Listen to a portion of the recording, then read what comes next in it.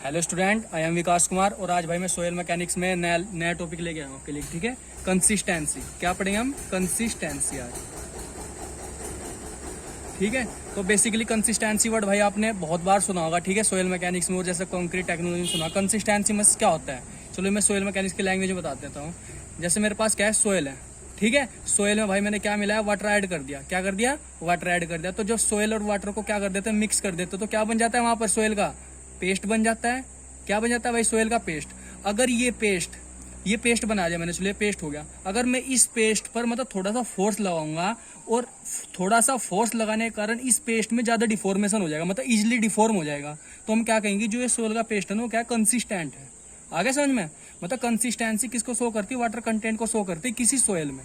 आ गया? और ये चीज आप आगे यहाँ तक समझ में? चलो अब देखो, और ये दूसरा नोट पॉइंट देख लो। कंसिस्टेंसी की जो कंसिस्टेंसी निकालते हैं वो केवल क्लेई सोयल के लिए निकालते हैं। कौन सी सोयल के लिए निकालते हैं? क्लेई सोयल के लिए निकालते हैं। ठीक है, कंसिस्टेंसी मतलब कितनी इजिली डिफॉर्म हो रहा है कोई सोयल, कोई सोयल पेस्ट, उसे क्या बोलते हैं कि ये हमारा जो पेस्ट है ना, जो सोयल का, वो क्या कंसिस्टेंट है। आगे यहाँ तक समझ में? चलो ठीक है, अब देखते हैं। ये मैंने आपको बताया था क्या वाटर कंटेंट पे डिपेंड करता है कंसिस्टेंसी। ठीक है, वाटर कंटेंट पे डिपेंड करता है। अब देखो, जैसे जैसे वाटर कंटेंट का मान बढ़ेगा, जैसे जैसे वाटर कंटेंट का मान किसी सोयल में बढ़ेगा, तो वैसे वैसे जो कंसिस्टेंसी है, वैसे वैसे सोयल की जो कंसिस्टेंसी वो भी क्या होगी? चेंज होगी। जैसे जैसे किसी सोयल में पानी की कंटेंट क्या करेंगे? चेंज करेंगे, तो वैसे वैसे सोयल के जो सोयल के जो पेस्ट बनेगा वहां पर उसकी कंसिस्टेंसी भी क्या होगी भाई? वहां पर चेंज होगी। ये चीज आपको याद रखनी है। ठीक है, तो देखो, अटरबर्ग एक साइंटिस्ट था। अटरबर्ग एक साइंटिस्ट था जिसने सोयल की कंसिस्टेंसी को चार स्टेज में क्या किया? डिफाइन किया। कौन कौन सी स्टेज थी वो? 4 स्टेज। अब देख लो वो स्टेज कैसी थी, तो मैं ग्राफ से बनाता हूँ। माना ये जो एक्स एक्सिस पर अटरबर्ग ने क्या शो किया था? वाटर कंटेंट को शो किया था। किसको शो किया था? वाटर कंटेंट को शो किया था। जबकि वाई एक्सिस पे क्या शो किया था उसने? सोयल के वॉल्यूम को शो किया था। माना वॉल्यूम, ये क्या हो गया? वॉल्यूम। तो इसने देखा था कि देखो, चलो मैं आपको बता देता हूँ, अभी ग्राफ बना लेता हूँ फिर आपको समझाता हूँ। तो जैसे इसने वाटर कंटेंट तथा सोयल के वॉल्यूम के बीच में जो ग्राफ निकाला, तो वो ग्राफ क्या आया था? स्ट्रेट लाइन आई थी। अब देखो, जो इस पॉइंट पे जो वाटर कंटेंट होता है उसे क्या बोलते हैं? Shrinkage limit. श्रिंकेज लिमिट बताऊंगा क्या होता है। यहाँ पे कोई पॉइंट लिया, इसको क्या बोलते हैं? Plastic limit. यहाँ पे कोई पॉइंट लिया, इसको क्या बोलते हैं? Liquid limit. श्रिंकेज लिमिट के कोरोस्पोंडिंग जो वॉल्यूम है सोयल का, वो क्या हो गया? वी ले लो और क्या ले लो? वी ले लो। डब्ल्यू पी के कोरोस्पोंडिंग जो वाटर कंटेंट है वो क्या हो गया? वी पी हो गया। लिक्विड लिमिट के कोरोस्पोंडिंग जो सोयल का जो क्या होगा? वॉल्यूम होगा, क्या लिया मैंने? वी एल ले लिया। तो देखो ये क्या होता है? डब्ल्यू एस क्या होता है? Shrinkage limit. ये डब्ल्यू पी क्या होता है? Plastic limit. डब्ल्यू एल क्या होता है? Liquid limit. तो ये प्लास्टिक लिमिट, लिक्विड लिमिट तथा श्रिंकेज लिमिट, ये क्या होती है? किसी सोयल में वाटर कंटेंट की प्रेजेंस को क्या करती है? शो करती है। वो मैं आपको बाद में बताऊंगा। अब देखो, इसने बताया था कि जब एक्स एक्सिस पे किसी सोयल में वाटर कंटेंट 0 और जब किसी सोयल में वाटर कंटेंट 0 के बराबर और 0 से बड़ा और डब्ल्यू एस के बराबर या डब्ल्यू एस से छोटा, तो इस कंडीशन में जो सोयल होगी वो कौन सी स्टेज में होगी? ध्यान रखना भाई, सॉलिड स्टेट में रहेगी। किस स्टेट में रहेगी? सॉलिड स्टेट में रहेगी। जब किसी सोयल में वाटर कंटेंट डब्ल्यू एस तथा डब्ल्यू पी के बीच में होगा, तब उस केस में जो सोयल है वो कौन सी स्टेज में होगी? वो सेमी सॉलिड वाली स्टेज होगी। ये बताऊंगा भाई, मैं अभी डिस्कस करूंगा। ठीक है, जब किसी सोयल में वाटर कंटेंट डब्ल्यू पी तथा डब्ल्यू एल के बीच में होगा, तब इस स्टेज को क्या कहेंगे? प्लास्टिक स्टेज कहेंगे। क्या कहेंगे? Plastic stage. लेकिन जब किसी सोयल में वाटर कंटेंट का मान लिक्विड लिमिट से क्या हो जाता है? ज्यादा हो जाता है, तब उस केस में क्या होती है? जो सोयल क्या होती है वो किसको शो करती है? वो लिक्विड स्टेट को शो करती है। वो किसको शो करती है? लिक्विड स्टेट को शो करती है। अब देखो भाई, अटरबर्ग ने मतलब क्या किया था? कुछ ग्राफ भी बनाए थे। ठीक है, क्या बनाए थे? ग्राफ्स बनाए थे। ग्राफ्स मतलब कि जब कोई सोयल सॉलिड स्टेट में, या कोई सोयल सेमी सॉलिड स्टेट में, या कोई सोयल प्लास्टिक स्टेज में, या कोई सोयल लिक्विड स्टेज में, तो उस केस में जब हम थोड़ा सा फोर्स लगाएंगे किसी सोयल पर, तो उसमें कितना डिफॉर्मेशन होगा। तो उन्होंने ग्राफ बनाया था, उन्होंने उसकी प्रॉपर्टी देखी थी, सोयल की डिफॉर्म होने की प्रॉपर्टी देखी थी। तो ग्राफ वहां पे बनाया था उन्होंने। शेयर स्ट्रेन एक्स एक्सिस पे क्या शो किया था? शेयर स्ट्रेन शो किया था। जबकि वाई एक्सिस पे क्या शो किया था? शेयर स्ट्रेस की शो किया था। तो देखो मेरी बात सुनो, जब भाई कोई सोयल किसी सॉलिड स्टेट में, जब कोई सोयल सॉलिड स्टेट में है, तो भाई मैंने चलो एक कंडीशन मान ली। माने यहाँ तक क्या है 10% क्या है शेयर स्ट्रेन हो रही है, और यहाँ पे मैं लोड लगा रहा हूँ, मैंने पहले फिक्स लोड ले लिया, ये क्या ले लिया यहाँ पे 100 मेगा पास्कल क्या ले ली, स्ट्रेस ले दिया, यहाँ पर 100 मेगा पास्कल क्या ले ली, स्ट्रेस लगा दी। जब कोई सोयल सॉलिड स्टेट में, तब मैंने वहां पे 100 मेगा पास्कल क्या लगाया, उस पर शेयर स्ट्रेस लगाई, तो उसमें 10% स्ट्रेन इतनी इस पे हो गई यहाँ पर। मैंने जब ज्यादा मतलब सॉलिड स्टेट को डिफॉर्म करने के लिए, जब कोई सोयल सॉलिड स्टेट में है तो उसे डिफॉर्म करने के लिए मैक्सिमम शेयर स्ट्रेस की आवश्यकता पड़ती है। तो देखो यहाँ पे मैक्सिमम कितनी है 100, 10% शेयर स्ट्रेन जनरेट करने में सोयल के वहां पर भाई सॉलिड स्टेट में कितनी स्ट्रेस की आवश्यकता पड़ रही है, 100 मेगा पास्कल की स्ट्रेस की आवश्यकता पड़ रही है। तो एक किसका ग्राफ हो गया भाई, ये सॉलिड स्टेट में किसी सोयल का क्या हो गया, ग्राफ हो गया shear stress versus shear strain का। अब देख लो सेमी सॉलिड स्टेट में, अब देखो सेमी सॉलिड मतलब जो उसका जो पेस्ट होगा सॉलिड से क्या होगा, ज्यादा कंसिस्टेंट होगा। कंसिस्टेंट मतलब इजिली डिफॉर्म हो जाएगा सॉलिड के कंपेयर में, सॉलिड स्टेट के कंपेयर में। तो देखो यहाँ पे 10% शेयर स्ट्रेन जनरेट करने पर, शेयर स्ट्रेन चलो एप्सिलॉन ये ले लिया, 10% स्ट्रेस जनरेट करने में, 10% शेयर स्ट्रेन जनरेट करने में वहां पर कम फोर्स लगाने की आवश्यकता पड़ेगी, मतलब 100 से कम फोर्स लगाने की आवश्यकता पड़ेगी। माना क्या था 100 था, तो क्या हो गया, ये किसका, ये कौन सी सोयल का वो हो गया ग्राफ, ये कौन सी हो गया, सेमी सॉलिड स्टेट का हो गया। अब तीसरी स्टेज देख लो, कौन सी, प्लास्टिक स्टेज। प्लास्टिक स्टेज में 10% शेयर स्ट्रेस जनरेट करने में किसी सोयल में, प्लास्टिक स्टेज, जब कोई सोयल प्लास्टिक स्टेज में होती है तो उसमें 10% शेयर स्ट्रेस जनरेट करने में, शेयर स्ट्रेन जनरेट करने में 100 मेगा पास्कल से भी कम स्ट्रेस की क्या पड़ती है, आवश्यकता पड़ती है। और किससे भी कम, सेमी सॉलिड, जितनी सेमी सॉलिड स्टेट में फोर्स लगाया उससे भी कम फोर्स लगाने की आवश्यकता पड़ती है 10% शेयर स्ट्रेन जनरेट करने में। तो इसका ग्राफ कैसे होगा, थोड़ा और नीचे हो जाएगा भाई। यहाँ पे देखो पहले ग्राफ कहाँ था, यहाँ था, अभी क्या चलेगा नीचे। अब देख लो लिक्विड स्टेट में, लिक्विड स्टेट में क्या होती है भाई, माना क्या हो गया, एप्सिलॉन हो गया, क्या हो गया, सिग्मा।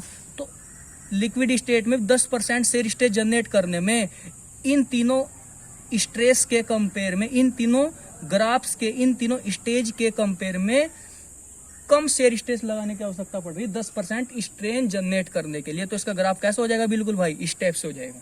ठीक है, तो ये क्या होते हैं, ग्राफ्स होते हैं, तुम्हारे पेपर में डायरेक्ट आ सकते हैं भाई। ठीक है, अब देखो इनका तीनों का अगर कंबाइंड बनाऊंगा, तुम बताना यहाँ पे ये क्या होगा, पहला ग्राफ ये क्या होगा, दूसरा ग्राफ ये क्या होगा, तीसरा है, चौथा। तो इसमें पूछता है कि बताओ ये दूसरा ग्राफ कौन सी स्टेज को शो करता है सोयल की, डायरेक्ट क्वेश्चन आता है उसमें पेपर में। तो आप बता सकते हो भाई किसको शो करता है, ये प्लास्टिक स्टेज को शो करेगा। ठीक है, यहाँ तक कंप्लीट हो गया। अब देखो कोई एक नोट पॉइंट लिख लो भाई। नोट पॉइंट क्या है कि जैसे मैं क्या नेचुरल में किसी खेत में गया, क्या गया, किसी खेत में गया, तो वहां से मैंने क्या नेचुरली सोयल निकाल ली। तो अगर कोई पूछने लगे बताओ नेचुरली सोयल में जो वाटर कंटेंट हो किस किस के बीच में होता है, तो ध्यान रखना भाई नेचुरली सोयल में जो वाटर कंटेंट होता है। तो देखो भाई नोट पॉइंट क्या, नोट पॉइंट कौन सा था, नोट पॉइंट ये था कि अगर मैं किसी खेत में गया, ठीक है, तो वहां से मैंने क्या किया, सोयल निकाली, तो मैं वाटर कंटेंट वहां क्या करता है, उसका सोयल का वाटर कंटेंट निकालना स्टार्ट किया। तो जो वहां पे जो पानी की मात्रा आई किसी सोयल में, वो किसके बीच में होगी, लिक्विड लिमिट तथा प्लास्टिक लिमिट के बीच में होगी। ये नोट पॉइंट है, पेपर में आ रखा है तुम्हारे। ठीक है, अब देखो भाई ये हमें अब तक यहाँ तक कवर कर लिया। अब मैं बारी बारी क्या करूंगा, जैसे लिक्विड लिमिट क्या करूंगा, सबसे पहले लिक्विड लिमिट डिस्कस करूंगा, फिर क्या करूंगा, प्लास्टिक लिमिट डिस्कस करूंगा, फिर क्या करूंगा, श्रिंकेज लिमिट डिस्कस करूंगा। ठीक है, तो सबसे पहला हमारा टॉपिक कौन सा होगा, लिक्विड लिमिट। तो देखो लिक्विड लिमिट होता क्या है, लिक्विड लिमिट बेसिकली क्या होता है, किसी सोयल में वाटर कंटेंट को शो कर दिया। ठीक है, जो ये श्रिंकेज लिमिट होगी, प्लास्टिक लिमिट होगी, ये लिक्विड लिमिट होगी, क्या होगा, किसी सोयल में पानी की मात्रा कम, पानी की मात्रा क्या करती है, डिफाइन करती है, मतलब डिनोट करती है।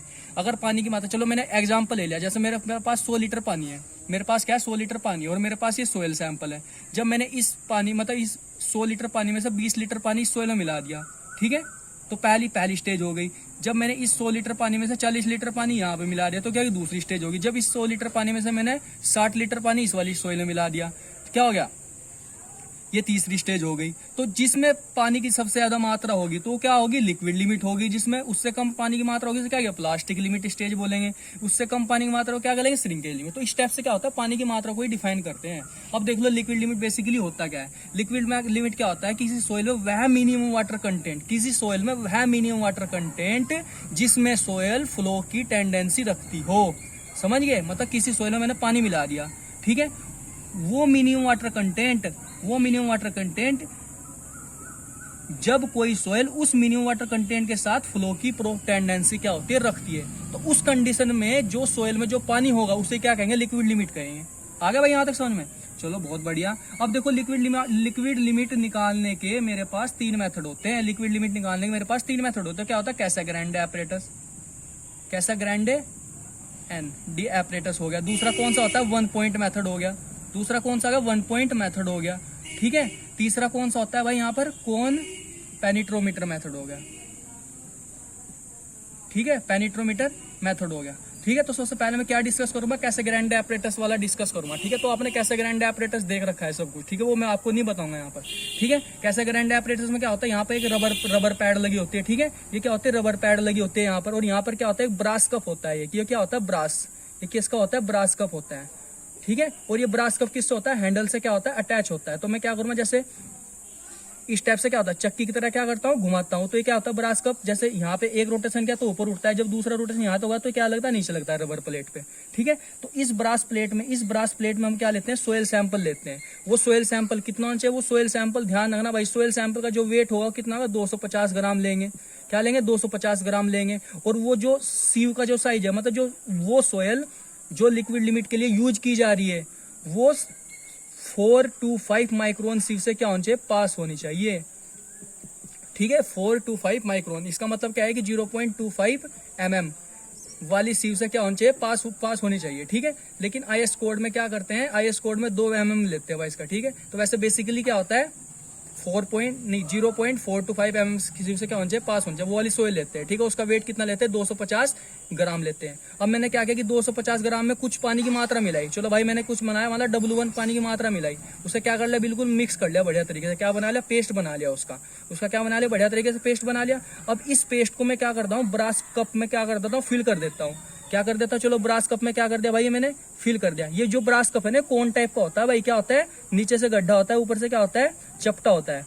तो मैंने क्या कर दिया, ब्रास कप में क्या कर दिया, फिल कर दिया बढ़िया तरीके से अच्छे से, ठीक है। और ऊपर से इसकी सरफेस को क्या कर दिया, बिल्कुल प्लेन कर दिया। तो मेरे पास क्या होता है, ग्रू होता है, ग्रू क्या होता है, स्टेप्स होता है वो ग्रू, ठीक है। जिसका जो नीचे का जो डायमीटर होता है वो कितना होता है, 2 mm होता है, ठीक है। जो ऊपर का जो डायमीटर होता है वो कितना होता है, 11 mm होता है, ठीक है। और जो इसकी डेप्थ होती है वो कितनी होती है, 8 mm होती है। तो मैं क्या करता हूँ, इस ग्रू की सहायता से यहाँ पे सोयल में क्या कर देता हूँ, एक निशान बना देता हूँ, जिससे कि ये सोयल 2 पार्ट में क्या हो जाती है, डिवाइड हो जाती है। मतलब ये कुछ सोयल का पार्ट इधर चले जाता है, कुछ सोयल का पार्ट इधर चले जाता है, ठीक है। तो फिर मैं यहाँ पे आ गया, देख सोयल का पार्ट कुछ इधर चलेगा, कुछ सोयल का पार्ट इसके इधर चलेगा, नीचे क्या हो जाता है, इसमें गड्ढा बन जाता है। तो जो बॉटम पे जो सोयल की जो विड्थ होगी वो कितनी होगी, बॉटम पर 2 mm होगी, ठीक है। जो टॉप पर जो सोयल की जो विड्थ होगी वो कितनी होगी, 11 mm होगी। जो उसकी डेप्थ होगी सोयल की वो कितनी होगी, 8 mm होगी, ठीक है। ये मैं किसके हिसाब से बता रहा हूँ, आईएस कोड के हिसाब से बता रहा हूँ भाई, ठीक है। ASTM के अनुसार जो ये ग्रू का जो साइज होता है, ध्यान रखना भाई, जो बॉटम जो विड्थ होती है वो कितनी होती है, 2 mm होती है। जो बॉटम विड्थ और जो टॉप विड्थ होती है वो कितनी होती है भाई, जो टॉप विड्थ होती है भाई मेरे भाई कितनी होती है, वो 13.6 mm होती है, ठीक है। और जो डेप्थ होती है भाई उसकी जो ग्रू की वो कितनी होती है, 10 mm होती है, ठीक है। ये किसके कोरोस्पोंडिंग है, ASTM, ठीक है, ASTM के कोरोस्पोंडिंग है। अब मेरी बात देखो, जब मैंने यहाँ क्या कर दिया, इस ग्रू से क्या कर दिया, सोयल को क्या कर दिया, कट कर दिया। तो मैं क्या करूँगा, नंबर ऑफ ब्लोज दूंगा। तो जितने नंबर ऑफ ब्लोज पे जो सोयल के जो दोनों पार्ट है क्या हो गया, बिल्कुल आपस में मिल जाए। जितने नंबर ऑफ ब्लोज पर ये सोयल के बोथ पार्ट्स आपस में टच हो जाए, ठीक है, टच हो जाए, तो उसके कोरोस्पोंडिंग, तो माना W1, जैसे मैंने क्या किसी सोयल में क्या मिलाया, W1 वाटर कंटेंट मिलाया, तो माना इस सोयल के जो दोनों पार्ट है वो N1 नंबर ऑफ ब्लोज पर क्या हो गए, मिल गए। ये क्या हो गया, N1 हो गया। जब फिर मैंने और पानी की मात्रा क्या करी, उसमें ऐड करी, तो माना वाटर कंटेंट कितना हो गया, W2 हो गया। तो उसके कोरोस्पोंडिंग जो नंबर ऑफ ब्लोज कितने हैं, N2 आए। तो मैं क्या बना लेता हूँ, एक ग्राफ बना लेता हूँ, ग्राफ बनाता हूँ। यहाँ पर ग्राफ कैसा होगा, देखो यहाँ पर एक्स एक्सिस पे क्या शो करता है, नंबर ऑफ ब्लोज को शो करती है। एक्स एक्सिस किसको शो करती है, नंबर ऑफ ब्लोज को शो करती है, इन लॉग स्केल। ये ध्यान रखना भाई, इन लॉग स्केल। जबकि वाई एक्सिस पे किसको शो करती है, वाटर कंटेंट को शो करती है, ठीक है। अब देखो, जब मेरे नंबर ऑफ ब्लोज जब नंबर ऑफ ब्लोज कितने, N1 है, तो देखो मेरी बात सुनो, जब किसी सोयल में पानी की मात्रा हम ज्यादा मिलाएंगे भाई, जब किसी सोयल में पानी की मात्रा ज्यादा मिलाएंगे तो उन दोनों सोयल को टच करने के लिए, सोयल के दोनों पार्ट को टच करने के लिए भाई, सोयल के दोनों पार्ट को टच करने के लिए कम नंबर ऑफ ब्लोज की आवश्यकता नहीं पड़ेगी क्या। तो देखो कम नंबर ऑफ ब्लोज की आवश्यकता पड़े, लेकिन वाटर कंटेंट का मान कितना ज्यादा है। जब वाटर कंटेंट का मान मैंने क्या कर दिया, थोड़ा रिड्यूस कर दिया, थोड़ा क्या कर दिया, कम कर दिया तो उसके क्रॉसपोंडिंग नंबर ऑफ ब्लोज क्या होंगे, ज्यादा होंगे, क्योंकि सोयल क्या होगी, थोड़ी सूख गई, तो सूखी सोयल को आपस में मिलाने के लिए ज्यादा नंबर ऑफ ब्लोज की आवश्यकता नहीं पड़ेगी क्या भाई वहाँ, ठीक है। तो ये क्या हो गया, N2 हो गया, तो क्या हो गया, W2 हो गया। तो यहाँ से क्या हो जाता है, एक ग्राफ बन जाता है इस टाइप से, ठीक है। तो ओके गाइस, थैंक यू। अगर कुछ रिमेनिंग पार्ट रहेगा तो मैं अगले लेक्चर में क्या करूँगा, उसे डिस्कस करूँगा। Okay, thank you.